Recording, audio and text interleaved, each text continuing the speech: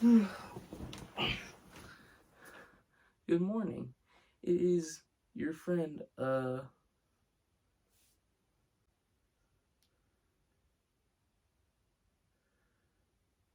just call me, Now,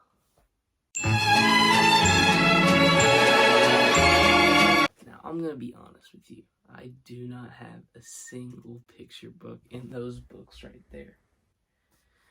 But what I do have is this. An old little favorite of mine called Sideways Stories from Wayside School. Now, this is a chapter book, so I probably can't read all the chapters today, but I can read you the first one. That one's pretty crazy. So let's get introduced to the whole little story first. This book contains 30 stories about the children and teachers at Wayside School. But before we get to them, there's something you ought to know so that you don't get confused. I'm already kind of confused. I don't know how to read. Wayside School was accidentally built sideways. It was supposed to be only 1 story high with 30 classrooms in a row, but instead it's 30 stories high with 1 classroom on each story. The builder said he was very sorry. How generous. The children at Wayside like having a sideways school. They have an extra large playground. The children and the teachers described in this book all go to class on the top floor. So there are 30 stories from the 13th story. Wait. Kind of confused. So there are 30 stories from the 30th story of Wayside School. It has been said that these stories are strange and silly. That is possibly true. However, when I told you stories about you to the children at Wayside School, they thought you were strange and silly. So basically, they found out about me. Chapter 1, right here. Miss Gorf. You can see it actually does have pictures in it. Miss Gorf had a long tongue and pointed ears. She was the meanest teacher of Wayside School. She taught the class of the 30th floor. If you children are bad, she warned, or if you answer a problem wrong, I'll wiggle my ears, stick my tongue out, and turn you into apples. Miss Gorf didn't like children, but she loved apples. I'm more of a strawberries person, but okay. Joe couldn't add. He couldn't even count, but he knew if he answered a problem wrong, he would be turned into an apple. So he copied from John. He didn't like to cheat, but Miss Gorf had never taught him how to add. One day, Miss Gorf caught Joe copying from John's paper. She wiggled her ears, first her right one, then her left one. Then she stuck out her tongue and turned Joe into an apple. Then she turned John into an apple for letting Joe cheat. Hey, this isn't fair, said Todd. John was the only trying to help a friend. Miss Gorf wiggled her ears, first the right one, then the left one, then stuck her tongue out and turned Todd into an apple. Does anyone else have an opinion, she asked. Nobody said a word. Miss Gorf laughed and placed all 3 apples on her desk. Stephen started to cry. He couldn't help it. He was scared. I do not allow crying in this classroom, said Miss Gorf. She wiggled her ears, first her right one, then her left one, then stuck her tongue out and turned Stephen into an apple. For the rest of the day, the children were absolutely quiet, and when they went home, they were too scared to tell the parents. Rightfully so. But Joe, John, Todd, and Stephen couldn't go home. Miss Gorf left them on her desk. They were able to talk to each other, but they didn't have much to say. Their parents were very worried. They didn't know what happened to the children. Nobody seemed to know.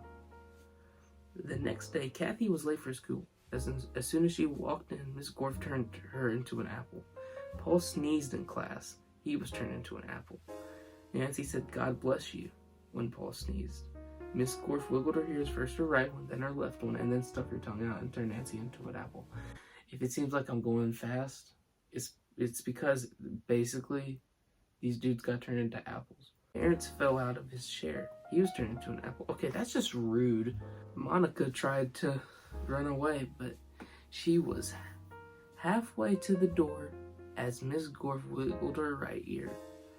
When she reached the door, Miss Gorf wiggled her left ear, and when Monica opened the door and was 1 foot outside, she stuck her tongue out and Monica became an apple.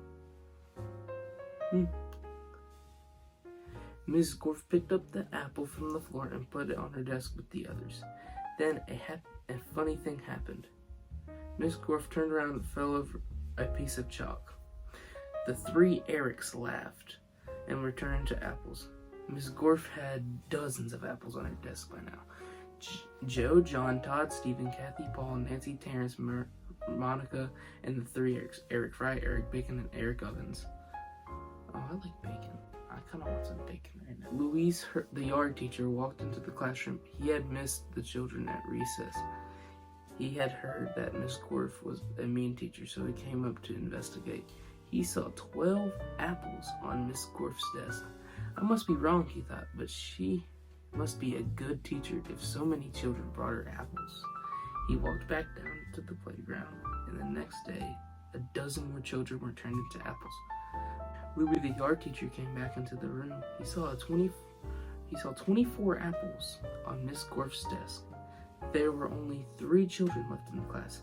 She must be the best teacher in the world, he thought. By the end of the week, all the children were turned into apples. Miss Gorf was very happy. She said she could go home. I don't have to teach anymore. I wouldn't have to walk up 30 flights of stairs again.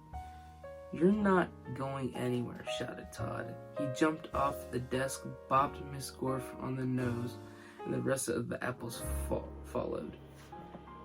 Miss Gorf fell on the floor as the apples jumped all over her. Stop, she shouted, or I'll turn you into apple sauce. But the apples didn't stop. Miss Gorf could do nothing about it. Turn us back into children, Todd demanded. Miss Gorf had no choice. She stuck her tongue out, wiggled her ears, but this time the left one first and then her right one, and turned the apples back into children. And Monica said, all right, let's go get Lou. He'll know what to do. No, screamed Miss Gorf. I'll turn you back into apples. She wiggled her ears, first the right one, then the left one, and then stuck her tongue out. But Jenny held up a mirror, and Miss Gorf turned herself into an apple. The children didn't know what to do. They didn't have a teacher, even though Miss Gorf was mean, but they didn't think it was right to leave her as an apple. But none of them knew how to wiggle their ears. I can't do that either. It's kind of hard to do it. Hold on, I'm kind of doing it. But I can't do it like one after the other. Louis, the yard teacher, walked in. Where's Miss Gorf, he asked. Nobody said a word. Boy, I'm hungry, said Louis.